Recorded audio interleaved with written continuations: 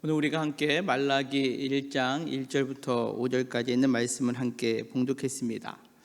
말라기 구약의 39번째 책입니다. 즉 구약의 마지막 성경이기도 하고요, 소예언서의 12번째 책이기도 합니다. 이 말라기를 끝으로 우리는 성경을 읽을 때 그 다음 장이 마태복음으로 시작하지만 사실 이 마태복음이 시작하기까지 약 400년 동안 하나님의 말씀에 침묵이 임하는 중간기를 겪게 됩니다. 그러게 이 말라기서는 구약 성경을 마무리하는 것뿐만 아니라 이제 하나님의 마지막 구약에서의 말씀이기도 하기에 좀 더 이스라엘 백성들에게 집중되고자 하는 그러한 의미가 담겨 있는 책이기도 하는데요. 그래서 이 말라기서에 보면 총 6가지의 논쟁이 기록되어 있습니다. 하나님이 이러이러하다라고 말씀하여 주실 때 그때 이스라엘 사람들은 그 이야기를 듣고 아니 하나님이 그러하시다고요? 라고 그 하나님에 대하여 반문을 하게 되고 그 반문에 대하여 하나님이 다시 한번 또 이야기해 주시는 그러한 과정이 총 6개에 걸쳐서 나와 있습니다. 그래서 말라기는 6개의 논쟁으로 구성되어 있다라고 그렇게 알려져 있는 책인데요, 오늘 우리가 함께 봉독한 말라기 1장 1절부터 5절까지의 말씀은 그 6개의 논쟁 가운데 첫 번째인 하나님의 사랑에 관한 논쟁으로 그렇게 알려져 있습니다. 먼저 1절은 이렇게 말씀하고 있죠. 여호와께서 말라기를 통하여 이스라엘에게 말씀하신 경고라라고 그렇게 기록되고 있습니다. 자, 여기서 말라기의 특징을 우리가 살펴볼 수 있는데요, 말라기는 다른 예언서와 다르게 말라기에 관한 부분이 그렇게 많이 드러나 있지는 않습니다. 이사야서에 보면 이사야에 대하여 아모스의 아들 이사야라는 표현이 있고요, 예레미야에서도 보면 예레미야를 베냐민 땅 아나돗의 제사장들 중 hil기야의 아들 예레미야라고 그렇게 나옵니다. 그런데 이 말라기에 대해서는요, 그의 부모에 대한 또한 그가 어디 출신인지에 대한 이야기가 나와 있지 않습니다. 그러기에 이 말라기는 누구인가라는 의견이 사실 성경학자들 가운데 분분한데요, 첫째는 우리가 받아들이는 것처럼 말라기라는 선지자가 이 말라기서를 기록했다라고 그렇게 보는 시각이 있습니다. 저도 그렇게 보는 시각을 갖고 있는 사람 중에 하나입니다. 그런데 또 어떤 분들은 이 말라기에 대해서 우리 성경에 보면 말라기라는 단어 앞에 1번이라고 아마 적혀 있을 겁니다. 그리고 그 밑을 따라가 보면 말라기 나의 사자라는 표시가 되어 있거든요. 다시금 이야기하자면 이 말라기는 말라기라는 사람이기보다는 그 하나님의 사자, 즉 하나님의 말씀을 맡은 사람이 이렇게 이야기한다라고 그렇게 이야기할 수도 있다라는 겁니다. 그 말라기에 대해서 구체적인 인적 상황이 나와 있지 않기 때문에 그렇다라는 거죠.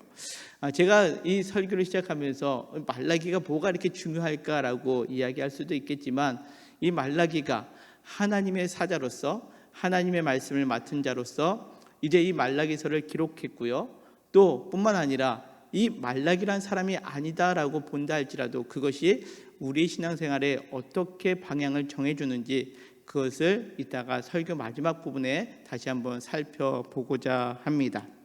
자, 오늘 성경에 보면 이 말라기를 시작하면서 오늘 이렇게 기록하고 있죠. 이스라엘에게 말씀하신 경고라고 그렇게 표현합니다. 사실 하나님께서 그 선지자들을 통해서 주시는 메시지를 보면 계시, 묵시 이러한 단어가 있는데요, 이 말라기에서는 하나님이 주시는 말씀을 경고다라고 그렇게 표현하고 있습니다. 경고, 원어적으로는 짐, 무거움 이렇게 표현되고 있고요, 같은 단어를 쓰고 있는 예레미야에서는 이 경고라는 단어를 하나님의 엄중한 말씀, 즉 무게 있는 말씀이다라고 그렇게 표현되고 있습니다. 이 6개의 논쟁을 이야기를 하면서 우리의 신앙생활 가운데 우리가 반드시 짐과 같이 부담스럽지만 하나님의 말씀으로 엄중하게 받아들이고 그 말씀대로 따라야 되게 하기에 오늘 이 말라기서를 시작하면서 하나님의 말씀의 경고, 즉 엄중한 말씀이다라고 그렇게 시작하고 있습니다. 자, 하나님의 말씀 여러분들은 어떻게 받아들이고 계십니까? 우리가 하나님 말씀 성경을 읽을 때 우리는 사탕이 여러 맛 나는 사탕들이 있을 때 내가 먹고 싶은 사탕을 골라 먹듯이 우리가 하나님의 말씀을 혹 그렇게 골라서 나에게 적용하고 있지는 않습니까? 그러나 우리가 하나님의 말씀을 받아들일 때는 내가 원하는 것, 내 마음에 감동되는 것만 뽑아서 우리가 취하는 것이 아니라 하나님의 말씀은 모든 말씀을 하나님의 엄중한 말씀, 즉 나에게 때로는 무거움으로 다가올 수도 있지만 그 말씀을 진실되게 받아들이는 것, 이것이 신앙의 태도임을 오늘 말씀을 통하여 우리가 함께 깨닫기를 소망합니다. 그러기에 히브리서 4장 12절에 보면 이렇게 말씀하고 있죠. 하나님의 말씀은 살아있고 활력이 있어 좌우에 날쌘 어떤 검보다 예리하여 혼과 영과 및 관절과 골수를 찍어 쪼개기까지 하며 또 마음의 생각과 뜻을 판단하나니라고 말씀하고 있습니다.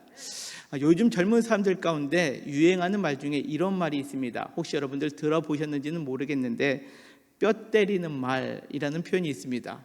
좀 생소하죠? 그만큼 내가 충격을 받을 만한 말이다라는 겁니다. 오늘 이 하나님의 말씀이 오늘날 젊은 사람들의 표현대로라고 하면은 이 뼈 때리는 말이라고 그렇게 생각해 볼 수 있을 것 같습니다. 하나님의 경고, 엄중한 말씀인데 이 엄중한 말씀을 우리가 뼈를 때리는 듯하게 받아들일 때 그 안에 우리의 삶이 변화되는 영원한 생명 가운데 거하고 있는 그러한 말씀이 될 줄 여러분들 믿으시기를 바랍니다.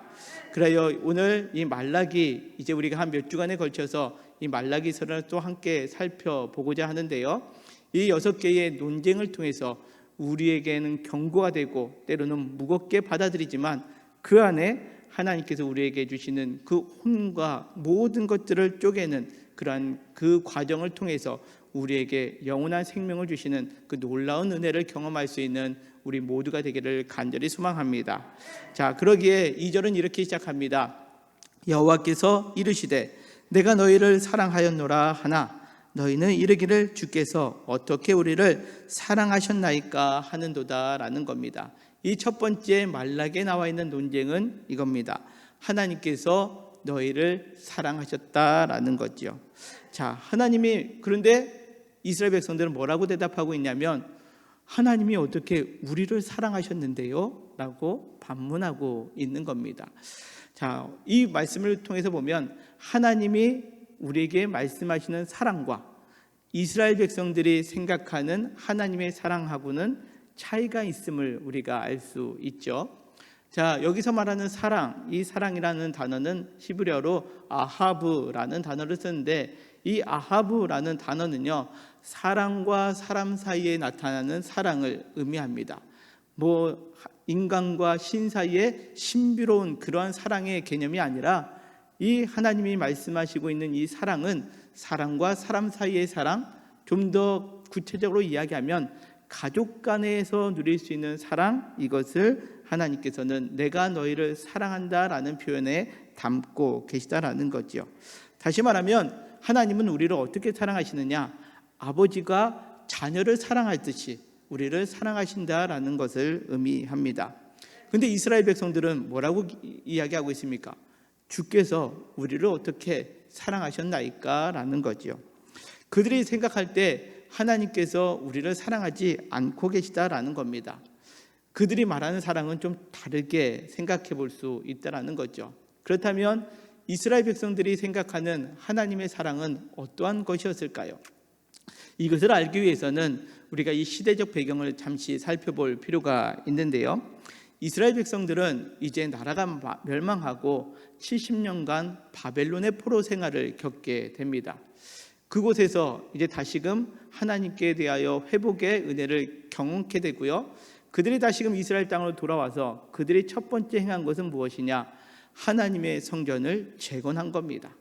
그 무너졌던 그 하나님의 성전을 스룹바벨을 중심으로 재건하고 나서 그들의 마음속에는 어떠한 생각이 들었느냐? 야, 우리가 이렇게 고생하다가 나라를 다시 회복했는데 하나님의 성전을 지으면 하나님께서 우리에게 더 많은 풍요로움을 주실 거야 라는 생각을 했다라는 거죠. 다윗 때처럼, 솔로몬 때처럼 하나님께서 이 성전만 지으면 우리에게 더 많은 것들을 주시고 억압도 받지 않고 경제적으로는 풍요한 삶을 살 것이다 라고 여겼다라는 겁니다. 그런데 막상 어렵게 하나님의 성전을 짓고 났는데 상황이 바뀌었을까요? 그렇지 않았다라는 겁니다.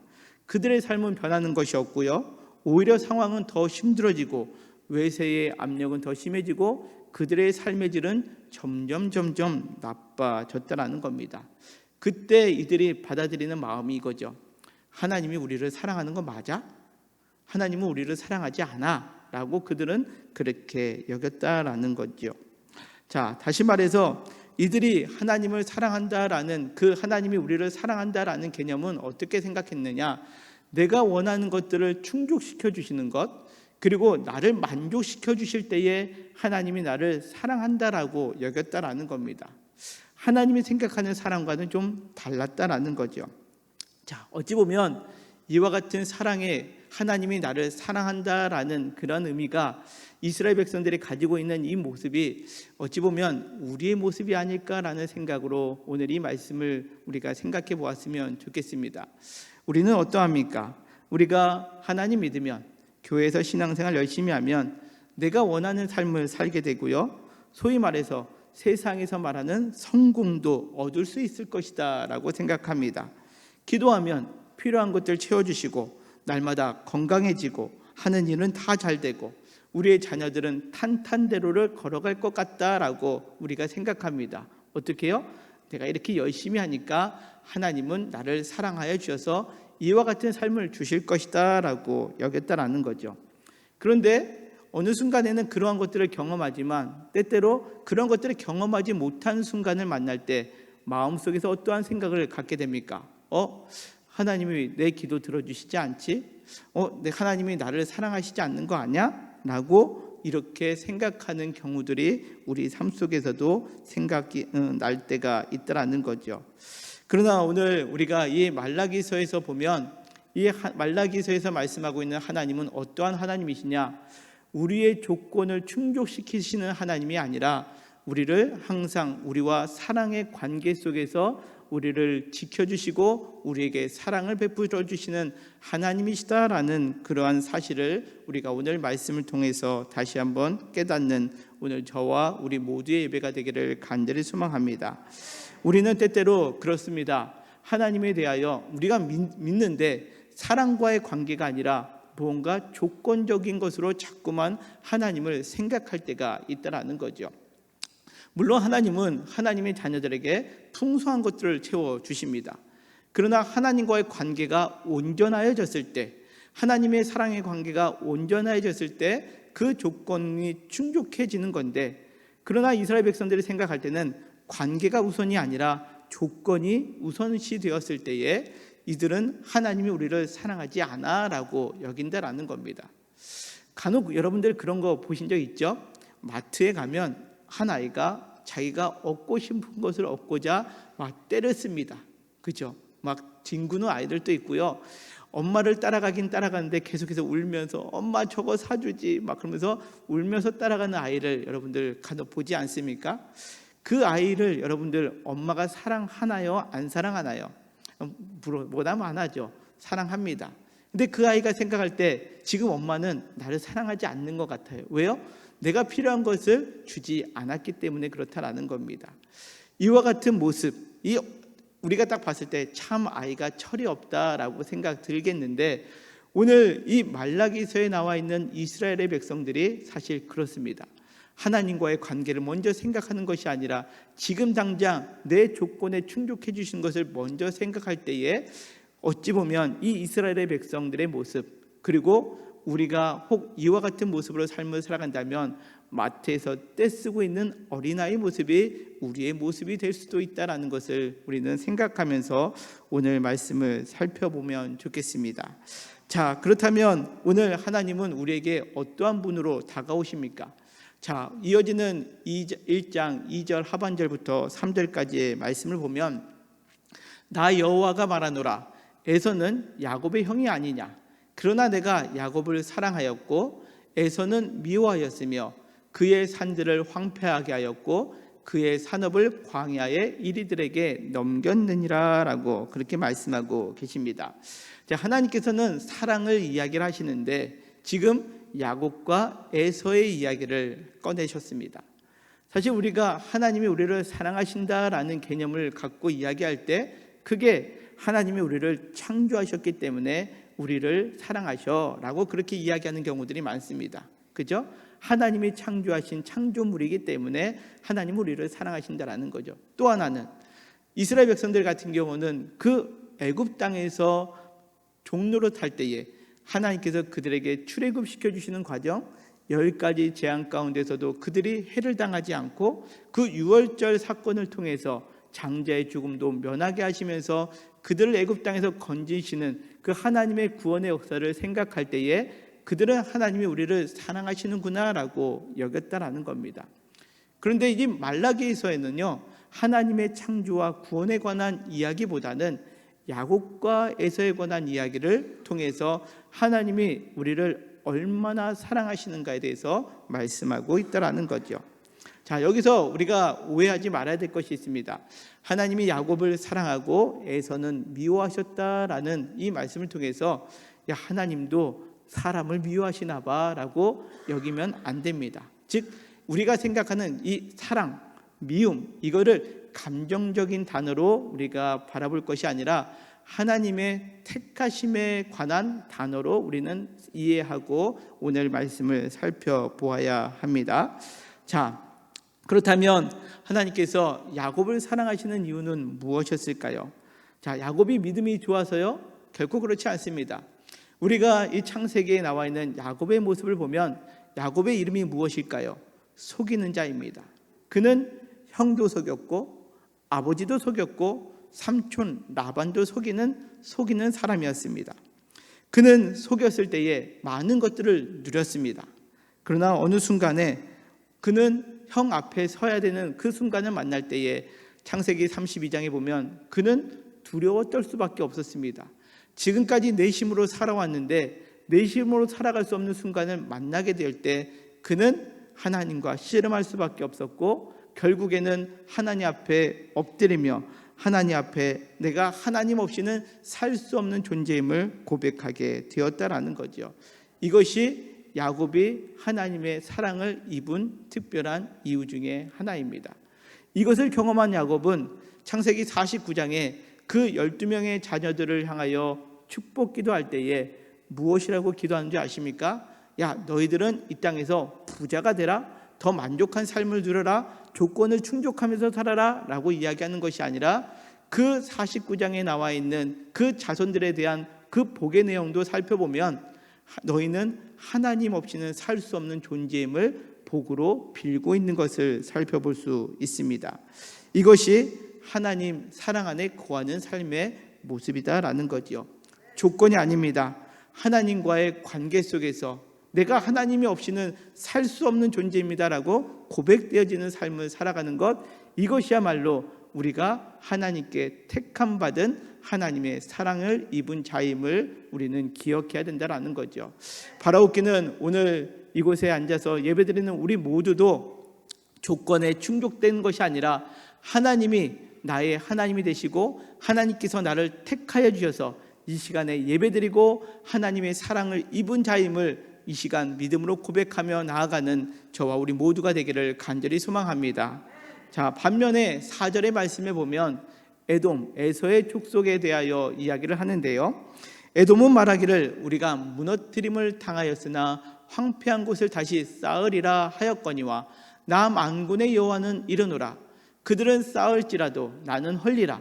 사람들이 그들을 일컬어 악한 지역이라 할 것이요 여호와의 영원한 진노를 받는 백성이라 할 것이며 라고 말씀하고 있습니다. 자, 4절에 보면 하나님이 에서를 향하여 사랑, 즉 택하심이 없는 것처럼 보여지는데 그 이유에 대하여 이렇게 기록하고 있습니다. 그 상반절에 있는 말씀인데요. 에돔은 말하기를 우리가 무너뜨림을 당하였으나 황폐한 곳을 다시 쌓으리라 라고 그렇게 이야기한다라는 거죠.